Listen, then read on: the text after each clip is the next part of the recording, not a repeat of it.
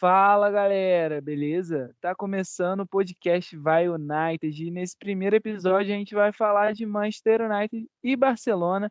Então, para a gente falar de uma maneira bem qualificada sobre isso, eu trouxe para vocês a Laurinha. Laurinha, se apresenta aí pra gente. Bom, eu sou a Laura Silveira. A Laura S. Silveira no Twitter, por favor, sigam. Eu sou estudante de jornalismo, estou me formando esse ano. Sou torcedora tanto do Manchester United quanto do Barcelona. Sou uma das 4 existentes no mundo que consegue fazer isso, esse sofrimento. E eu tenho uma conta no Instagram chamada La Chavineta Brasil, onde eu falo mais sobre o Barcelona.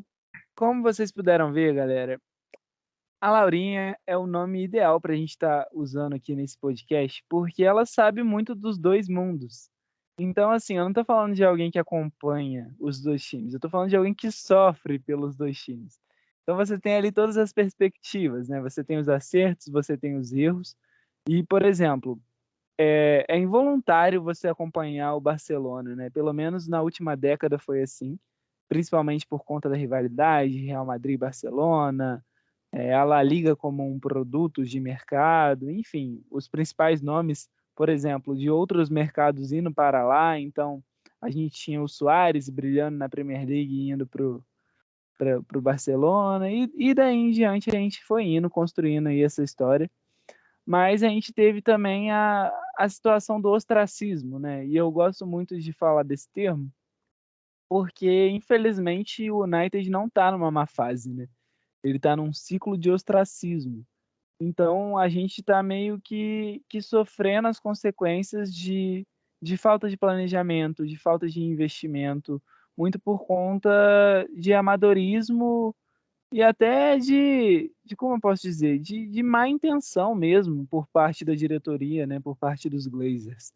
E aí a gente está vendo aí hoje em dia o Barcelona com essa crise fiscal, com toda essa situação de, por exemplo, meu Deus, perdemos o Messi. Eu acho que o primeiro grande ponto assim que a gente pode cravar decaiu, começou o ostracismo, foi sair o Messi, né?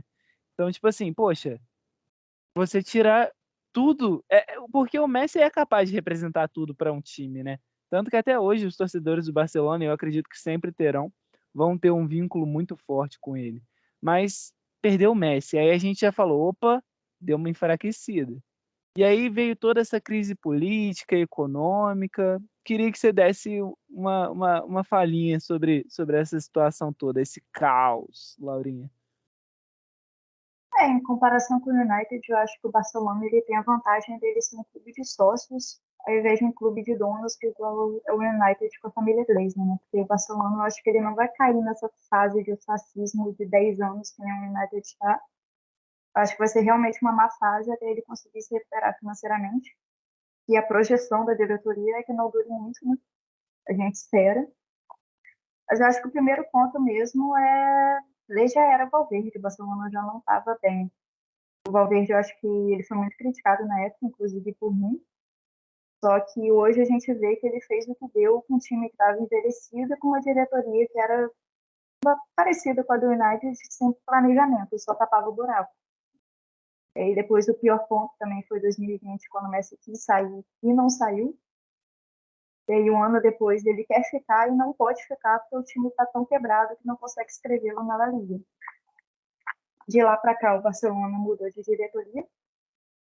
A diretoria do Bartomeu saiu em 2020. Em 2021, assumiu a do Laporta, que é ex-presidente do clube, inclusive, foi da época de ouro do Pep Guardiola. E aí o Barcelona hoje tenta, ao menos, voltar ao que era assim, ao que sempre foi. E tentou, por meio do Xavi, recuperou um nome antigo do clube para, de certa forma, amenizar a situação da perda enorme do Messi e do trabalho péssimo que ficou no time. Agora, em julho de 2022, o Barcelona fez a operação das alavancas financeiras, né, tentando pagar o jantar. Ele vendeu cota de direito de transmissão dos jogos, vendeu parte da Barça TV, que é a produtora de vídeo deles, fez algumas operações, levantou cerca de 900 milhões para fugir do fair play da La Liga, porque esse dinheiro entrava e aí contava como o Barcelona tendo um caixa para contratar jogadores e para inscrever eles na La Liga. Aí veio o Lewandowski, que esse aí que veio de graça, O Christensen, que veio de graça também. Antes tinha vindo o Ferran Torres em janeiro. Chegou o Koundé, o Marcos Alonso e o Hector Bellerin. Acho que foi só, né? Foi tanta gente. E o Pablo Torre, que veio para o Barça B, que joga no Barça principal também, só que nem tanto. E é basicamente isso. A ideia da diretoria é basicamente que o time não pode perder a competitividade. Não acontece igual aconteceu com o Lyon, por exemplo, que se afundou numa crise financeira, saiu o jogador, não teve poder para contratar e estagnou como um time de meio de tabela e perdeu a atratividade para os jogadores e também financeiramente. Eles acham que o Barcelona ele precisa ser competitivo, não precisa necessariamente chegar nessa temporada e ganhar um triplete, não precisava ganhar a Champions para ser competitivo. Ele precisa simplesmente atrair o turista que está em Barcelona e o torcedor de Barcelona, porque onde o Barcelona ganha mais dinheiro é o Camp Nou. O Camp Nou movimenta cerca de 100 milhões por temporada. Então, se o Camp Nou está com uma média de 85 mil, igual ele está nessa temporada, isso é bom para o clube. Isso recupera bastante o clube. E foi essa a ideia do Barcelona, principalmente, de atrair jogadores, trazer um Lewandowski da vida que vende muita camisa, para conseguir movimentar o dinheiro financeiro, o dinheiro da equipe. É muito louco a gente parar para pensar, porque, por exemplo, eu, eu terminei a faculdade ano passado, para quem não sabe disso, terminei também a faculdade de jornalismo. E o último período é muita correria, o último ano é muita correria, eu trabalho também, e aí eu não consigo acompanhar muito mais o futebol europeu no geral. Então eu acabo prendendo a pouca atenção que eu consegui dar ao Manchester United, tipo assim, isso me fez ficar muito confuso em relação a algumas situações do Barcelona, porque, por exemplo, até hoje a gente está tendo, vocês estão tendo, né? A gente está vendo e vocês estão tendo esse problema para inscrever jogadores, né? Se eu não me engano, o Gavi foi recém-inscrito em alguma das competições. Teve alguma coisa assim, não teve? Teve o Gavi, ele foi inscrito agora na La Liga. Ele renovou o contrato em setembro, só que a janela já estava fechada e ele ia ser inscrito em janeiro como jogador do primeiro time, que ele estava até hoje como jogador do time B. Só que a renovação de contrato foi em setembro. Em novembro, a La Liga mudou a regra, falando que as inscrições de jogadores teriam que ser previstas para o fair play da próxima temporada e não da temporada que está ocorrendo agora. E na próxima temporada, a La Liga espera que o Barcelona tenha um fair play negativo, tenha que liberar jogadores. Então, eles não queriam deixar que o Gavi fosse inscrito em janeiro, porque em julho, talvez o Barcelona, talvez não, certamente o Barcelona irá ter que reestruturar a folha salarial de novo, porque além disso, o Barcelona fez todo esse projeto de alavancas financeiras. Em julho, em dezembro, a La Liga mudou as regras também, e agora o clube ele não pode usar o dinheiro que ele recebeu em julho de qualquer forma. Ele tem que diluir o valor que ele recebeu por 25 anos de transmissão da La Liga em 25 anos, sendo que ele recebeu esse valor todo em julho. É uma confusão assim do fair play extremamente rígido, correto, mas de certa forma aplicado de maneira desnecessária da La Liga. E aí o Barcelona, no caso do Gavi, ele recorreu à justiça para provar que ele tem uma margem salarial nesse momento, e que a regra foi mudada depois da renovação do Gavi. E também tinha uma cláusula no contrato anterior do Gavi que falava que ele poderia sair de graça ou por uma margem de 50 milhões em julho, se ele não fosse inscrito no time nessa temporada. Então, se a La Liga não permitisse que inscrevesse ele, o Barcelona ia perder um jogador que já renovou o contrato e que quer ficar no clube. E aí a justiça acatou o pedido do Barcelona. O Barcelona ganhou o direito de inscrever o Gavi, a La Liga foi obrigada a aceitar. E diz a La Liga que vai recorrer. Como que eles vão recorrer se o jogador já está inscrito, a janela já fechou, a gente não sabe. Mas eles não aceitaram, basicamente. É muito louco a gente parar para pensar isso, porque a La Liga hoje em dia ela é um produto muito inferior, por exemplo, à Premier League. E aí a gente vê esse entrave de algumas ações da La Liga, porque, por exemplo, vamos pensar nos dois principais produtos da marca, né, do campeonato. A gente tem o Real Madrid com o Vinícius Júnior sofrendo injúrias raciais o dia inteiro, todo dia.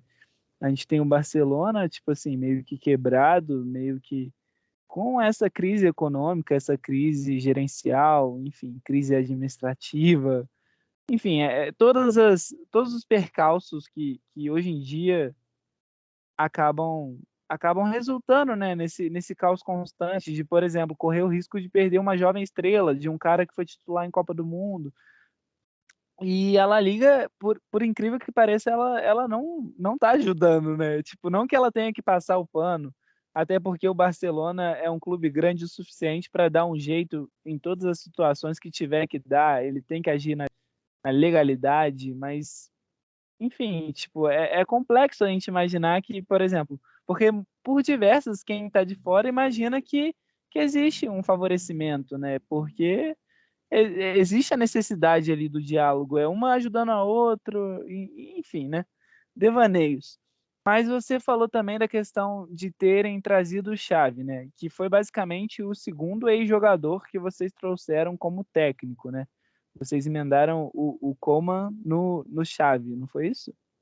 E aqui, e aqui no Manchester, o Coman holandês, a gente também trouxe um holandês, trouxe o Ten Hag. Você falou das muitas contratações do Barcelona, inclusive, eu achei contratações muito qualificadas, principalmente tendo em vista o contexto de crise que vocês tinham, e isso mostra a força do clube, porque, por exemplo, o clube publicamente não estava bem.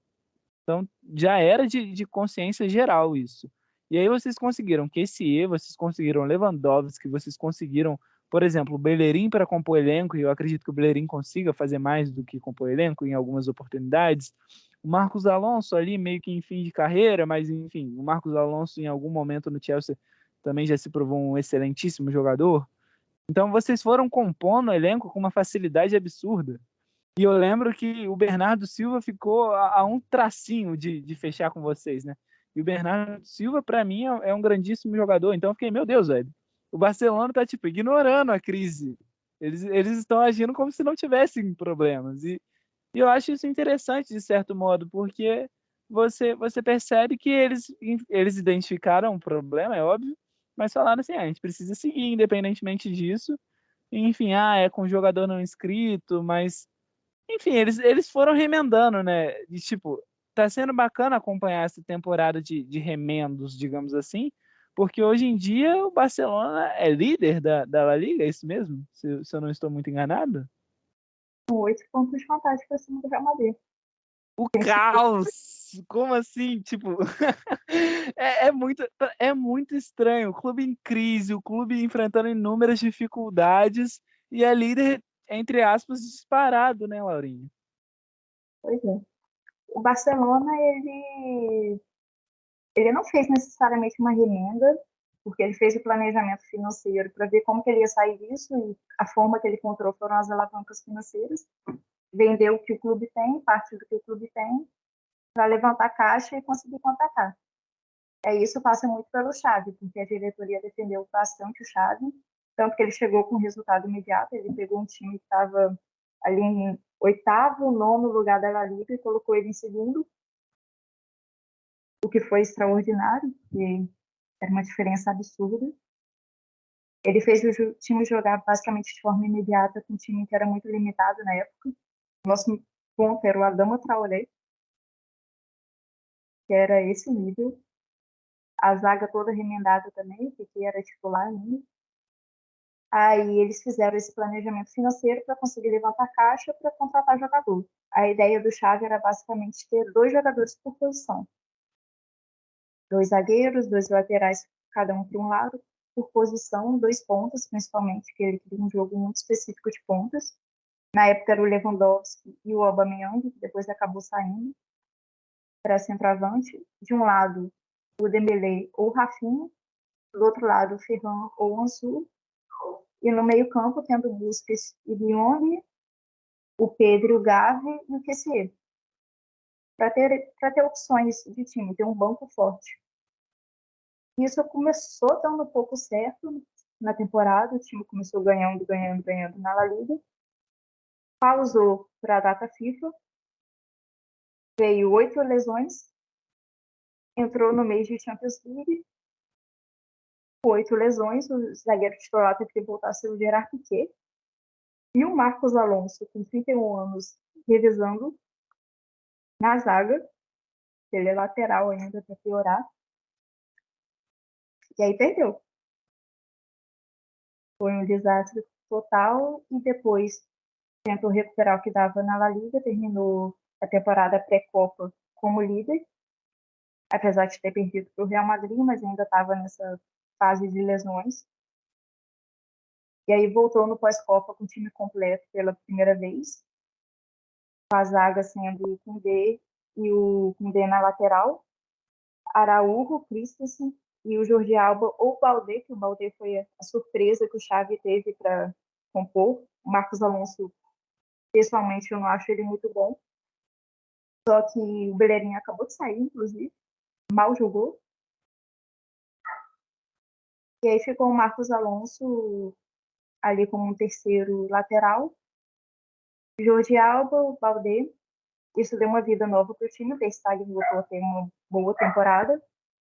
Só que o problema do Xavi nessa temporada é que o que ele planejou de ter duas opções de ponta esquerda, duas opções de ponta direita, não aconteceu, porque o Ansu Fati está horrível, está se recuperando de lesão, que ele teve duas lesões gravíssimas, ele teve que fazer 4 cirurgias no joelho, com menos de 20 anos.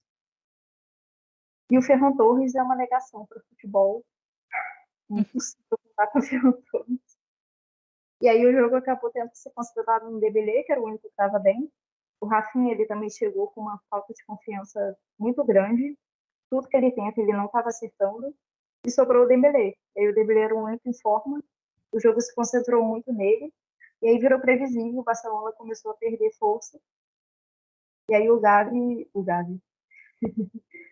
Xavi fez um falso 4-3-3, com o Gavi sendo um ponto esquerda, já que o Ferran e o Ansu estão em má temporada.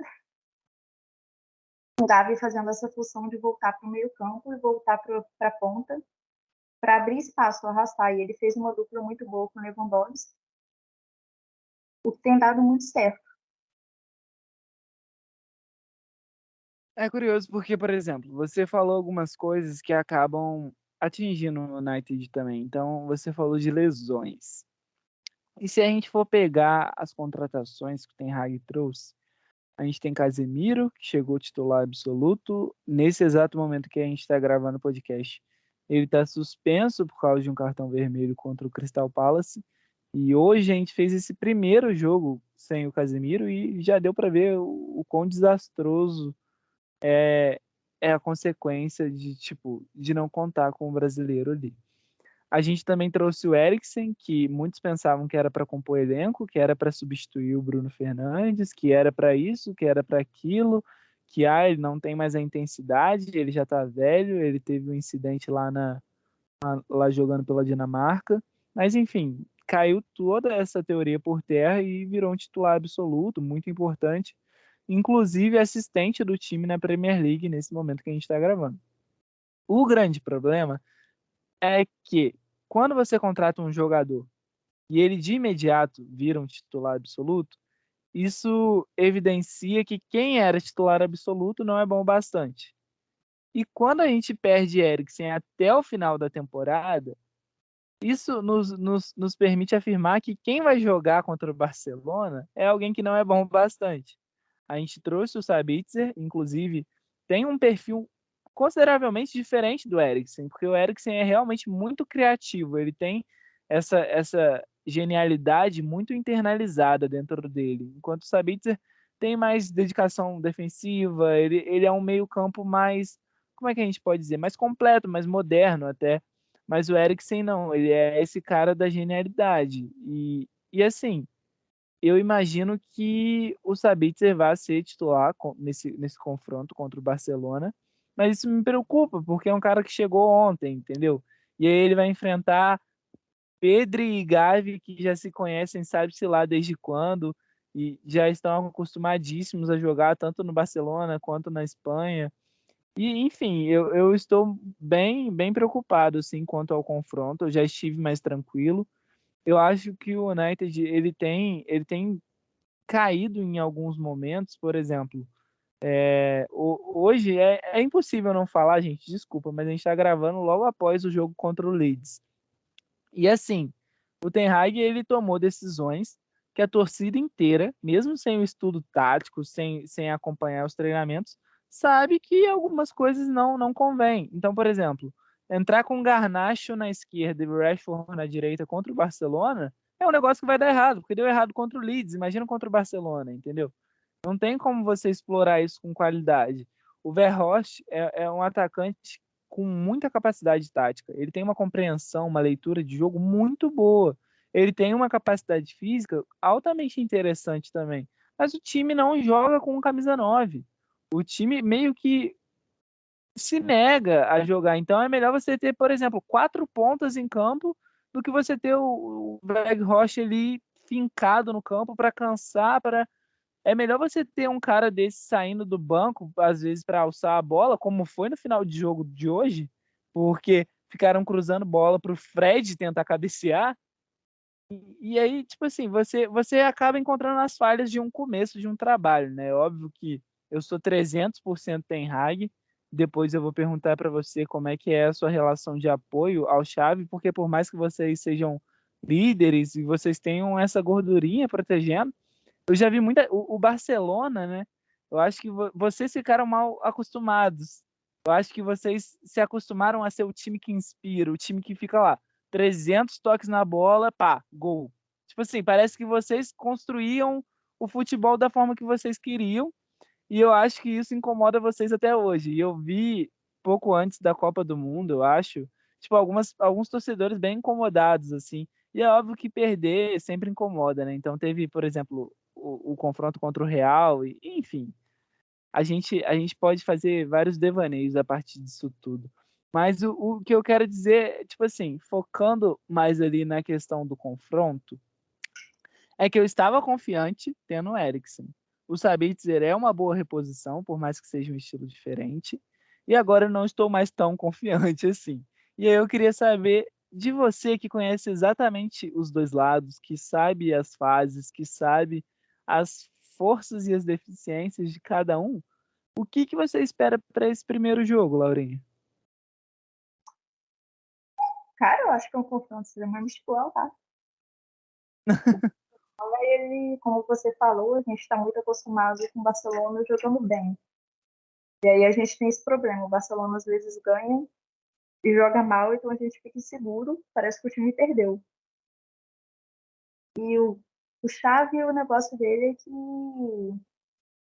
os jogadores estavam em uma fase, ele estava com dificuldade de recuperar, parece que quando ele chegou no time, ele deu um surto muito estrondoso na equipe.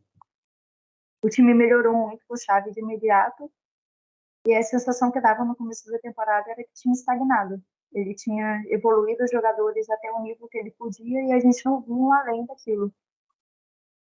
Agora que ele mudou o esquema tático durante janeiro, que é algo que ele já tinha tentado fazer contra o Bayern de Munique, e acho que contra o Inter de Milão também na Liga dos Campeões, usar esse falso 4-3-3 com o Gavi na ponta, na época não tinha dado certo porque a defesa era Piquet e Marcos Alonso, ou Eric Garcia quando ele não estava no departamento médico. Hoje você tendo Araújo e Christensen é um outro time. Quando essa defesa joga com Koundé, Araújo, Christensen e o Jorge Alba ou o Balde, dependendo do jogo, é um outro time. O Ter Stegen é outro goleiro, que também está em grande fase. Só que eu acho que é um confronto bem igual, assim. O Ten Hag, ele fez o começo estrondoso que o Xavi tinha feito lá em janeiro. Ele evoluiu muito aqui. A questão é que eu acho que o Barcelona ainda está em desvantagem. Porque eu não sei se o Barcelona chega para esse confronto com a mesma mentalidade que o Manchester United chega. Mas você diz isso em relação ao que exatamente, assim? Tipo, você acha que o controle interno ali dos jogadores, tipo, o mental deles não tá tão forte, ou o jogo não vai ser tão importante para a temporada? Como assim? A Europa League em si, ela não vai ser tão importante. apesar de que o Barcelona precisa ganhar, porque já não ganhou na Liga dos Campeões, já não ganhou na Liga dos Campeões anterior, já não ganhou na Europa League anterior também. Só que essas derrotas anteriores me deixam com um pouco de medo. Eu não coloco muito fé hoje no Barcelona em competição intercontinental, não. Entendi. Então, tipo assim, é um receio pelo histórico recente, assim, vamos dizer. Sim. Ah, mas fica elas por elas, porque a gente sabe que, infelizmente, o United tem alergia a time espanhol. Mas, assim, vamos ver, né? A gente não tem muito o que fazer, vamos ver. Eu acho que, por mais triste que seja admitir isso, é completamente compreensível uma boa vitória do Barcelona. Acho que não por um placar muito largo, porque Varane, Martinez, o Dalot voltando, com... Inclusive, vou dar uma canetada aqui, porque eu não aguento mais subestimarem Diogo Dalot, gente. Parem de fazer isso, pelo amor de Deus. Uma coisa é você não gostar do jogador, por exemplo, eu assumidamente não gosto de alguns jogadores do Manchester United, e é um direito de vocês não gostarem do Dalot. Mas assim, chega a ser estranho vocês negligenciarem a importância tática dele, assim, tanto em relação à construtividade, quanto à transição, quanto à recomposição defensiva, por que não? Mas enfim, a gente tem o Luke Shaw, que vem muito bem na temporada, completando essa linha defensiva que eu falei. A gente tem o De Gea com as irregularidades de pressão alta que ele sofre, né? O De Gea tem problemas de pressão alta, grave. Mas assim, eu acredito que dá para lidar. A minha grande questão é se vocês vão colocar esse time titularzão assim, porque se colocar vai ficar embaçado. Principalmente porque se a gente for com o Weghorst no começo do jogo, a gente não vai criar muita chance, porque isso tem sido um problema recorrente. A gente fica preocupado em fazer o pivô com ele, aí joga a bola nele, enfim. E a gente está sem o Eriksen, ou seja, vai reduzir muito a criatividade, infelizmente. E, cara, a questão não é só criar, né, velho? A questão é passar pelo Ter Stegen. E o cara tá, tá catando muito. Tá catando muito. Até tipo, até eu que não acompanho diariamente o Barcelona, eu sei que ele tá catando muito. Eu vejo vídeos absurdos dele, assim. Gol que você fala assim, ah, poxa, que triste, o Barcelona tomou. Ah, não, o cara defendeu, mano. Caramba. E, tipo assim, os números não mentem, né? Já dizia o nosso querido Gerson Coringa aí. Os números não mentem. E o homem tá colecionando clean sheet, velho. Ele tá viciado em não levar gol. Então, assim, graças a Deus a gente tá com o Rashford viciado em fazer gol. Então vamos ver aí quem tira o melhor, porque o pós-Copa do Rashford é extremamente animador, né? A gente teve a saída do Cristiano Ronaldo e, coincidentemente, a alavancação da carreira do Rashford nesse momento da temporada. Acredito que não é tão coincidência assim, eu acredito que as coisas são mais consequenciais do que coincidentes, mas eu acho que tem tudo para ser um ótimo jogo. Eu acho que o mais importante, Laurinho, para a gente concluir, assim, pelo menos a questão do conflito, né, do confronto, é que o projeto não pode parar para nenhum dos dois. Eu acho que a gente pode afirmar que o Ten Hag fez o Manchester reviver a esperança, né? Eu acho que ter esperança e esperançar, então os torcedores vibram, os torcedores possuem confiança, você vê a linguagem corporal dos atletas e você fala, caramba, eles estão querendo, sabe?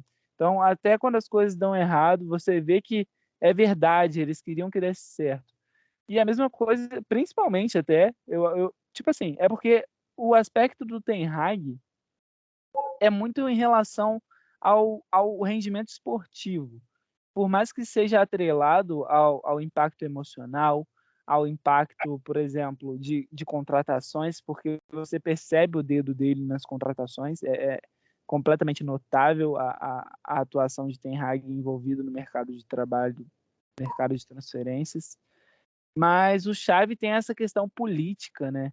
Então, eu acho que hoje, por mais que os dois times estejam ali se reconstruindo, talvez o Xavi tenha um papel ainda mais importante fora do campo, né? E eu acho que para os dois times seria extremamente prejudicial queimar qualquer um dos dois técnicos por conta de uma partida de mata-mata de Europa League, porque no final das contas nenhum dos times quer disputar a Europa League, né? Estamos, por exemplo, a briga do Manchester é pelo G4 e no começo da temporada parecia impossível. Hoje em dia é até meio vergonhoso se não classificar. Então, assim, tem que continuar, né? A questão do Xavi, essa volta dele como técnico deu um ânimo a mais ao Barcelona, né? Você recupera aquela sensação de que você tem uma identificação com o clube, coisa que estava faltando muito desde que o Messi tinha saído. E desde antes, inclusive, porque a temporada 2021 foi um clima de enterro, só esperando o fim da temporada para o cara sair. No fim, ele queria ficar e precisou sair de qualquer jeito. Mas eu acho que essa partida específica, em relação ao Ten Hag e ao Xavi, eu acho que ela é mais importante para o Xavi do que para o Ten Hag. Porque, como você falou, a meta era o G4 da Premier League. O time está no G4, está na briga pela Carabao Cup, tem a FA Cup ainda. Então, eu acho que o Ten Hag ele ainda está numa posição mais confortável que o Xavi, porque o Xavi, com toda a crise financeira, cada contratação ela passa a ser mais cara do que ela realmente é. Não são só 50 milhões no Ferran Torres, são 50 milhões de um time que está em crise, que precisou fazer um sacrifício financeiro para encontrar aquilo ali.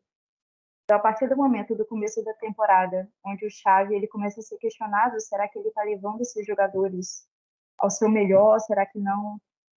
E que nesse pós-Copa ele consegue encontrar algumas mudanças táticas que ele faz, ele consegue recuperar a equipe, ele absorve muito bem o Pedro e o Gavi, tanto que o Lewandowski ele teve 3 jogos de suspensão.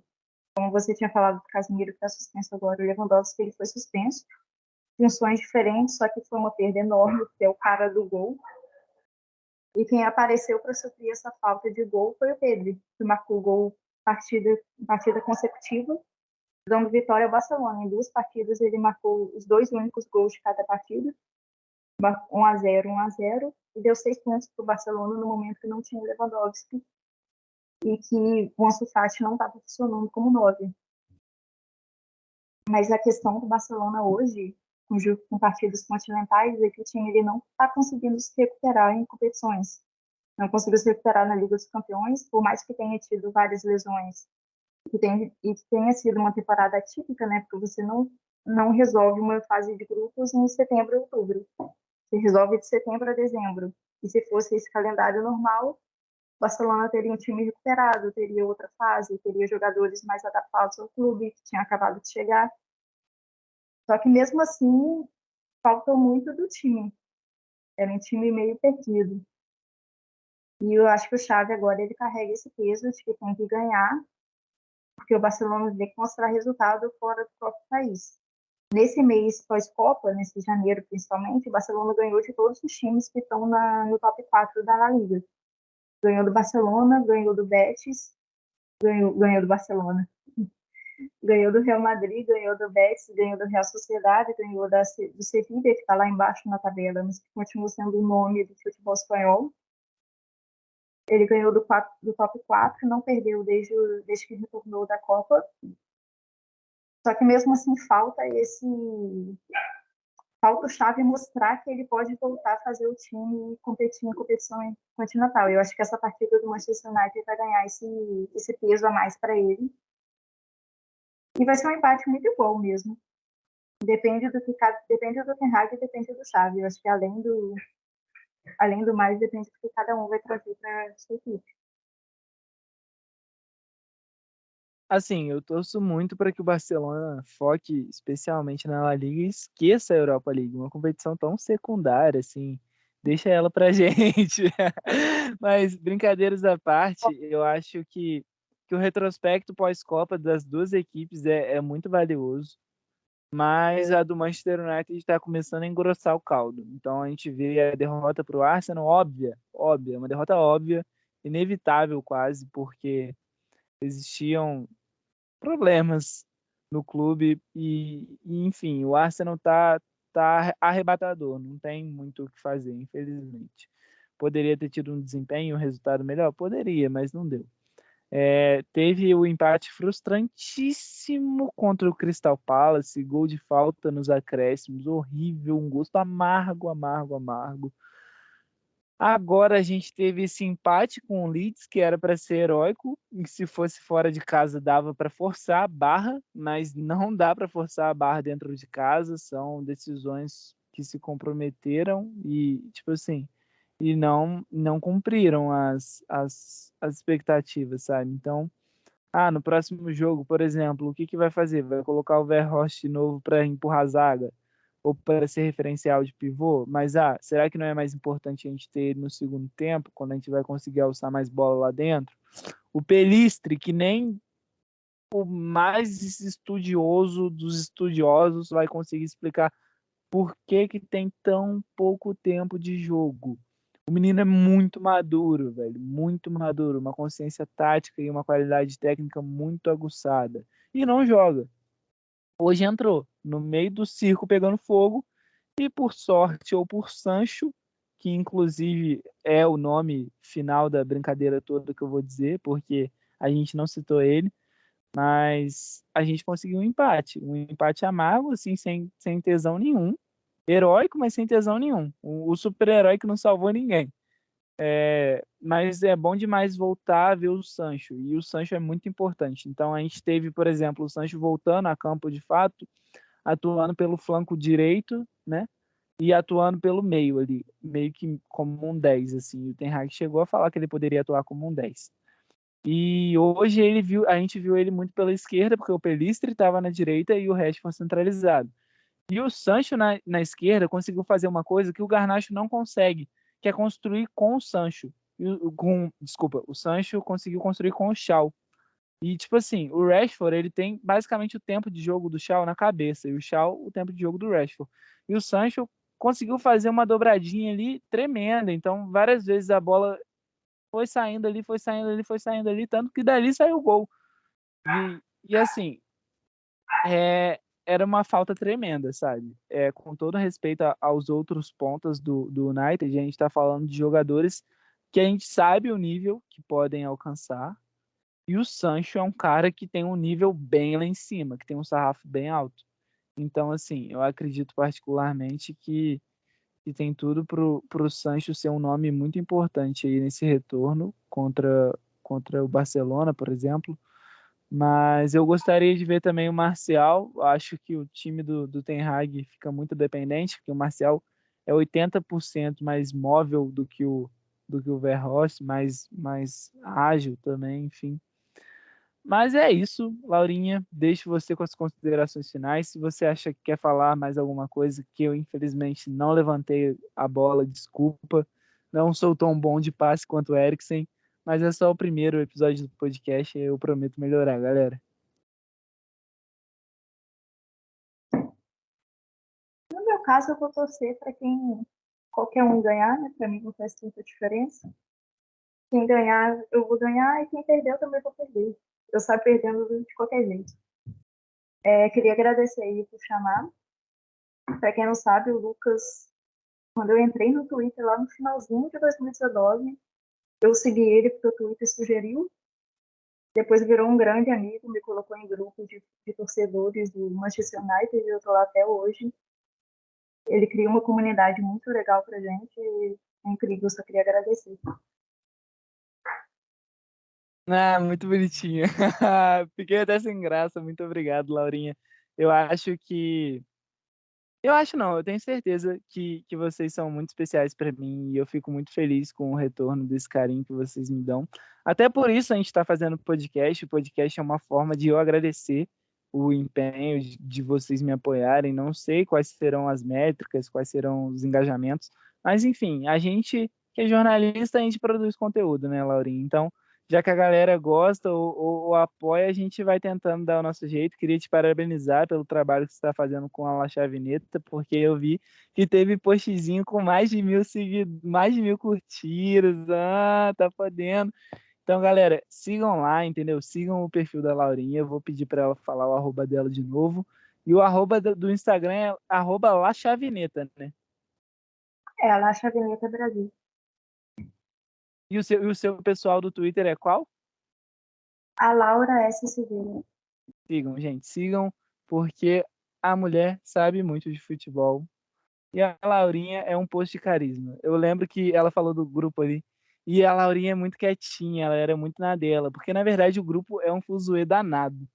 E aí, tipo assim, nas poucas vezes que ela falava, tipo assim, quando eu vi que ia aparecer que a Laurinha estava digitando, eu falava, gente, silêncio, a Laurinha está digitando, porque eu sabia que ia vir coisa boa. Então eu fico muito feliz de ter te convidado. Eu acho que a gente precisa valorizar o jornalismo, os jornalistas, as jornalistas principalmente. Então, e falando de futebol, né? Tipo assim, um meio tão machista, um meio tão ortodoxo. Então, eu fico muito feliz de ver você, tipo assim, fazendo sua faculdade, porque, como você falou, foi meio que um pouquinho antes de você entrar no curso, né? Enfim, muita gratidão, Laurinha. Queria te agradecer do fundo do meu coração.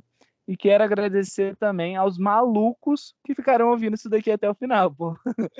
Então, muito obrigado, gente. Teremos outros episódios, já estão gravados, já estão quase editados também, então, sem muita demora. Queria agradecer ao Hajime, que é um queridíssimo Edu Hajime, que está fazendo as ilustrações aqui das capas dos episódios. Então, agradecer vocês todos. Vou fazer o jabá também. Sigam o @VaiUnited no Instagram. No YouTube a gente também tá como Vai United, aí é só o Vai United, vocês vão achar lá. E o meu Twitter é o @LucasAzel. Chega lá pra gente falar bastante besteira e brigar para eu defender o Dalu e o DG. Valeu, galera. Um abraço e até o próximo episódio.